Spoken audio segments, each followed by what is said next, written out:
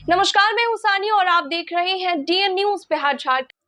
भागलपुर जिले के शहरी एवं ग्रामीण क्षेत्रों में वट सावित्री पूजा हर्षोल्लास के साथ मनाया गया। इस अवसर पर सुहागिन महिलाओं ने वट वृक्ष के निकट पूजा अर्चना एवं कच्चे धागे से फेरे लगाते हुए अपने पति के दीर्घायु की कामना की। इस व्रत को लेकर कहलगांव प्रखंड के कुरमा पंचायत के चन्नो विषहरी स्थान एवं धनोरा के महंत बाबा स्थान में सुहागिन महिलाओं ने शुक्रवार की सुबह से ही 16 श्रृंगार कर नए वस्त्रों को धारण करते हुए अपने निकटवर्ती वट वृक्षों के समीप थाल एवं डालियों में फल, मेवा, पूजा सामग्री, पंखा आदि ले जाकर पूजा अर्चना की। साथ ही कुछ सुहागिन महिलाएं वट सावित्री व्रत कथा स्मरण करती हुई सुहागिन महिलाओं को व्रत करने का संदेश दिया। पूजन के क्रम में सभी सुहागिन महिलाएं वट वृक्ष से गले मिलकर पंखे का हवा दिया, फिर अपने अपने जूड़ा में एक एक बरगद लगाया। तत्पश्चात सुहागिन महिलाएं अपने पति को दीर्घायु कामना करते हुए पति चंदन तिलक एवं पंखा डोलाते हुए चरण छूकर आशीर्वाद लिया। मान्यता है कि इस दिन सुहागिन अखंड सौभाग्यवती प्राप्त करने के बाद वट सावित्री पूजा अर्चना करती है। इसी दिन माता सावित्री ने पूरी विधि विधान से 12 तप कर यमदेव से लड़ते हुए अपने पति का प्राण वापस कराई थी। तब से सभी सुहागिन महिलाएं बड़े हर्षोल्लास से नेम निष्ठा के साथ दुल्हन की तरह सज धज कर वट सावित्री व्रत करती आ रही है। आज जो यहाँ वट के नीचे आप पूजा करने आए, किस मकसद के लिए? जैसे कि सावित्री ने यमराज से अपने पति के प्राण छीनवाए थे, उसी के आधार पर हमारा राष्ट्रीय वृक्ष बरगद है। इसकी उम्र जितनी आयु है उतनी उम्र हमारी पति की हो जाए। जैसे कि करवा चौथ में जैसे चांद चमकता है, उसी तरह हमारी पति भी हमेशा चांद के जैसे चमके, फले फूले, हमेशा कामयाबी हासिल करें। और अब आज जो आप लोग यहाँ 16 श्रृंगार करके यहाँ वर के पास आए, किस मकसद के लिए आए हैं? पति की लंबी उम्र के लिए, वो तरक्की करे, बाल बच्चा तरक्की करे और क्या है, यही सब। आज जो 16 श्रृंगार करके वर का पूजा करने आए हैं, किस मकसद के लिए? पति के लिए, पति की लंबी उम्र की कामना। वही लंबी उम्र की। आपके चन्नो ग्राम में कुरमा पंचायत में जो विषहरी स्थान के पास वर के जो बहुत महिलाएं आए हुए, इसके बारे में आपका क्या कहना है? देखिए, सबसे पहले तो मैं वट सावित्री के ये पावन पर्व को हार्दिक शुभकामनाएं एवं बधाई देता हूं कि आज बहुत हर्षोल्लास से वट वृक्ष के पास आके महिला सब अपना पति का दीर्घायु मांगती है। और मैं चाहता हूं कि वट वृक्ष का जो पेड़ है वो बहुत कम होते जा रहा है। तो मैं मनरेगा विभाग से भी हूँ और मैं चाहता हूँ कि वट वृक्ष भी लगाए और इससे ऑक्सीजन का भी ज़्यादा मात्रा में मिलेंगे। ये कह के मैं धन्यवाद। अपना परिचय? मैं भोला पासवान। अब वट सावित्री के बारे में विचार से बताएं। भारतवर्ष प्राचीन काल से ही धर्मप्राण देश रहा है। लोग धर्म के मार्ग पर हमेशा चलने का प्रयास करते हैं। और आज आप वट वृक्ष के नीचे जिस प्रकार से आप महिलाओं की अपार भीड़ को देख रहे हैं, ये साबित करता है कि आज की महिलाएं, जो कभी पूर्व के समय में सावित्री और सत्यवान ने इसको परिभाषित किया था कि पति की दीर्घायु कैसे प्राप्त हो, उसका आज पुनरावृत्ति आज की महिलाएं कर रही है वट वृक्ष के नीचे आकर के। वाल्मीकि रामायण में भी इसका उल्लेख आता है, जब अरण्यकांड में जब वनवास के दौरान सीता राम के लिए दीर्घायु के लिए उन्होंने इस व्रत को किया था। और पर्यावरण की दृष्टि से, क्योंकि जिस प्रकार से हम आज देख रहे हैं पर्यावरणीय क्षति, जिस प्रकार से आज संपूर्ण विश्व में एक हम कह सकते हैं कि सुरसा की तरह अपने मुंह को खोल करके रखी हुई है। आज आवश्यकता है कि हम प्रत्येक जगह पर, पहले के समय में हम देखते थे कि जगह जगह पर वट का वृक्ष हुआ करता था, लेकिन आज के समय में वट वृक्ष का घोर अभाव देखने को मिल रहा है।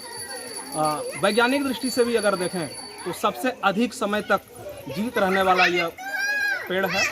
सबसे ज़्यादा ऑक्सीजन भी प्रदान करने वाला है। हम वट के वृक्ष को देखते हैं, पीपल के वृक्ष को देखते हैं और नीम के वृक्ष को देखते हैं। तो यहाँ पर वटवृक्ष के सामने आने का महिलाओं का मेन मतलब यही होता है कि जिस प्रकार से इस वटवृक्ष की आयु अधिक है, उसी प्रकार से हमारी भी पति की आयु वो लंबी हो। और इस दृष्टि से लोग इस पर्व को मनाते हैं और अपने पति की दीर्घायु वो प्राप्त करना चाहते हैं ईश्वर से कि मेरे भी पति की आयु लंबी हो।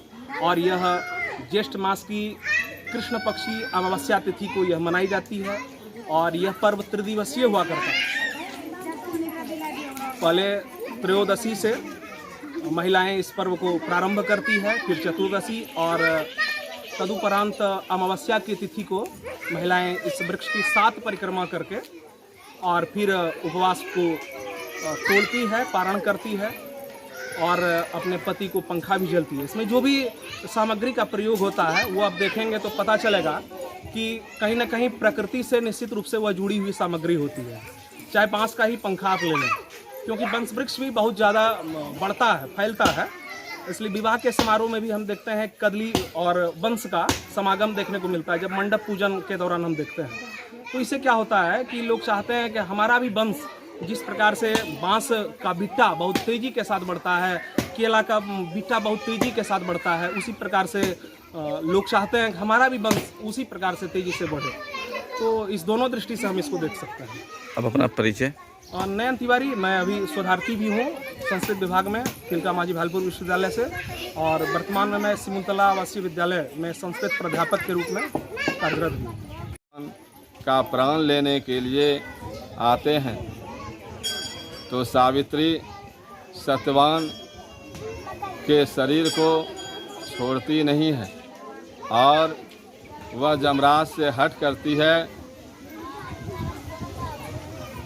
कि जमराज, मैं अपने पति को सदा मैं अपने साथ रखने वाली हूँ और जब आप पति के प्राण को ले जाने के लिए तैयार हैं तो मैं भी इसके साथ जाने के लिए तैयार हूँ। जमराज ने कहा, सावित्री, अभी तुम्हारी आयु पूरी नहीं हुई है, सत्यवान की आयु पूरी हो चुकी है, इसलिए हम उसी को ले जाते हैं जिसकी आयु पूर्ण हो जाती है। लेकिन सावित्री के हट के सामने जब सत्यवान के प्राण को लेकर जमराज जाने लगे तो सावित्री भी उसके साथ जाने लगी। सावित्री मजबूर कर दी जमराज को। अंत में जमराज को सावित्री के पतिव्रत के सामने, पतिव्रता धर्म के सामने झुकना पड़ा और सत्यवान के प्राण को वापस करना पड़ा। इससे उसी दिन से अब वट सावित्री व्रत एक पति के लिए सुहाग का दिन होता है और बड़ी निष्ठा, सद्भावना और पवित्रता के साथ हर भारतीय औरतें अपने सुहाग की रक्षा के लिए, अपने पति के प्राणों की रक्षा के लिए यह व्रत करती है। और उसी दिन से यह वट सावित्री व्रत पूरे भारतीय सनातन संस्कृति में सदा के लिए अक्षुण्ण हो गया। और इस दिन प्रत्येक पवित्रता, पतिव्रता धर्म का पालन करने वाली औरत बरगद, जो हमारी भारतीय संस्कृति और वैदिक साहित्य में एक राष्ट्रीय पेड़ के रूप में हमेशा सुशोभित रहा है और यह पूरे धरती पर विशाल वृक्ष के रूप में भी मौजूद रहा है।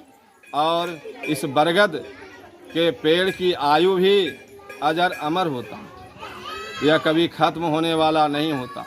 भले पर्यावरण के जो दुश्मन हैं वह भले इस बरगद को खत्म कर सकते हैं, लेकिन इसकी आयु हमेशा अजर अमर है, यह कभी समाप्त होने वाला नहीं है। इसलिए हर धार्मिक औरतें, हर पतिव्रता औरतें इस बरगद की पूजा करके इस बरगद की छांव में यह संकल्प लेती है कि मैं सदा इस बरगद के पेड़ की तरह अपने पति के प्राणों को भी अजर अमर रखूंगी और अपने पति को सदा, जब तक मैं इस धरती पर जीवित रहूंगी तब तक मैं सदा सुहागन बनी रहूंगी।